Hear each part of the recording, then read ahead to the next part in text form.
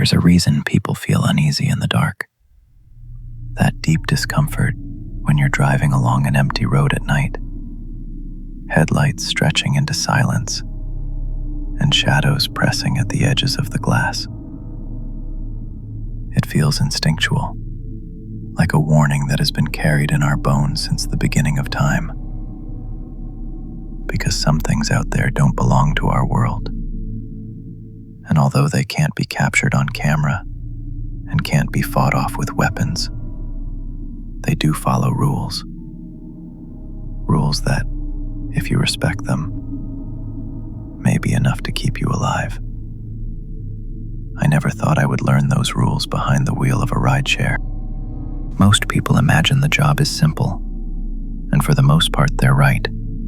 You pick someone up, you drive them across town, maybe you talk if they want to talk, and then you drop them off and move on to the next. No boss watching over you, no office politics waiting in your inbox, no deadlines ticking in the background. Just the hum of the engine, the stretch of the road, and whatever playlist you put on to keep yourself company. After 20 years as a mechanic, knees gone, shop closed, I needed work that didn't demand more than I could give. Day shifts felt decent, human. Nurses on doubles, students rushing to class, tired people grateful for 5 quiet minutes in the back seat. But nights were different. The first time I saw them, I thought it was a seasonal prank. At sunset, the app buzzed with a sound that didn't belong to any phone I'd owned. Half siren, half warning note stretched too thin. The screen went black. Then text appeared. Night shift protocol. Active between sunset and sunrise. 1. Do not look at passengers directly. Use the mirror if you must. 2. Do not accept payment greater than the fare. Never take gifts. 3. 1 ride at a time. No extras. 4. Drop off your last passenger before sunrise. I laughed at first. I don't laugh anymore. A man insisted on tipping me 100. I said no. He smiled, slid it into the cup holder. It's yours anyway. He got out. Door shut. I saw him walk away. Then I checked the mirror. He was still there. Eyes black. Mouth moving wrong. The seat was empty. But in the mirror, he stayed. I reported it. Next day, protocol breach acknowledged. Burn the bill. Avoid seafood. I burned it. Flame went green.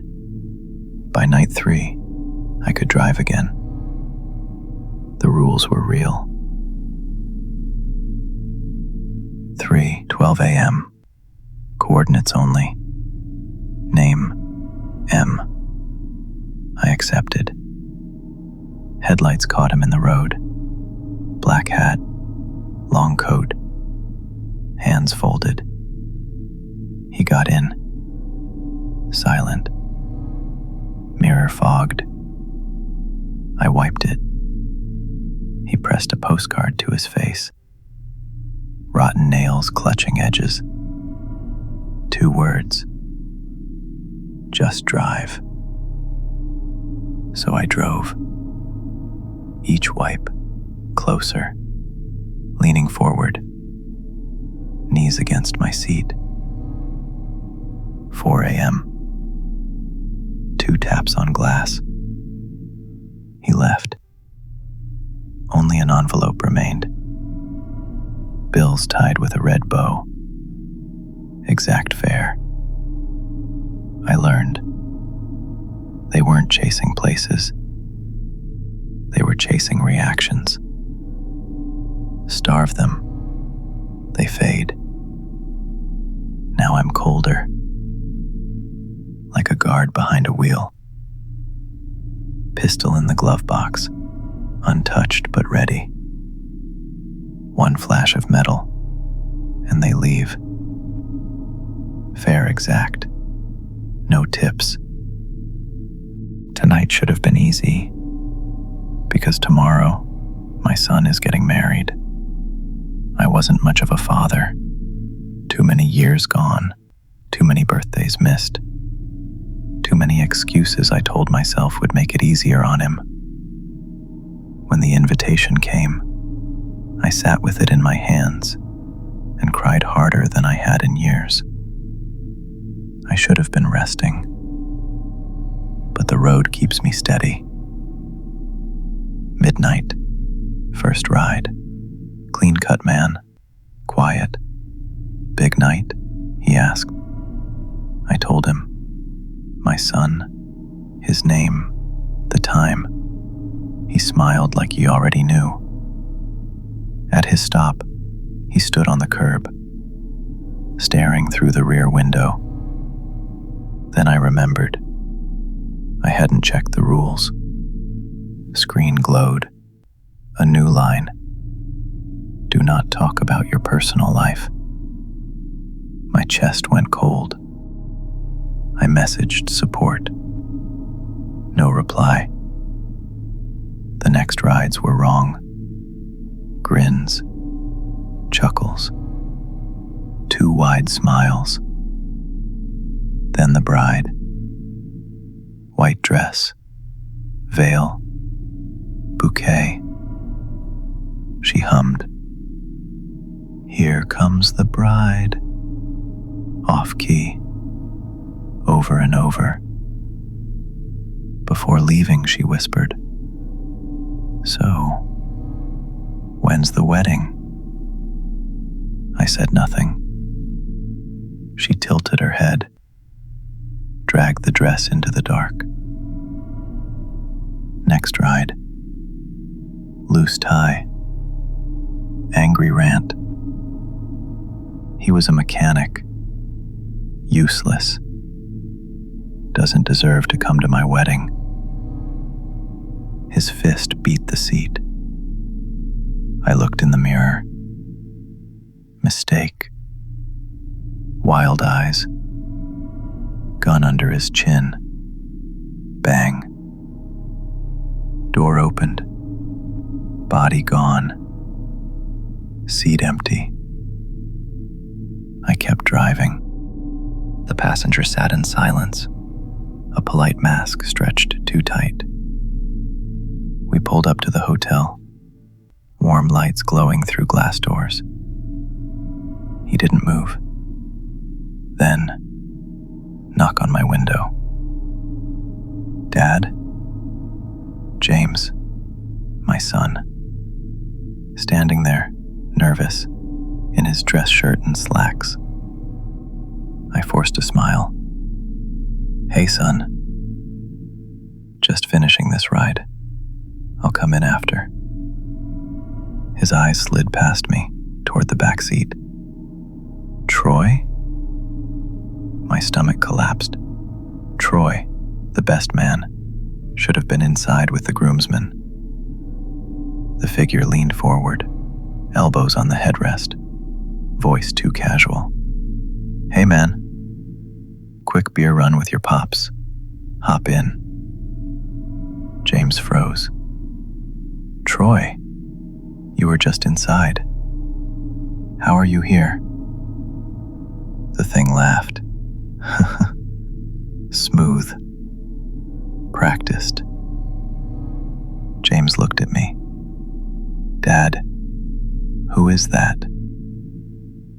I slammed the gear shift, peeled out of the lot. James's voice cracked behind us, swallowed by wind. In the mirror, the passenger leaned closer. You'll miss the wedding, not very fatherly.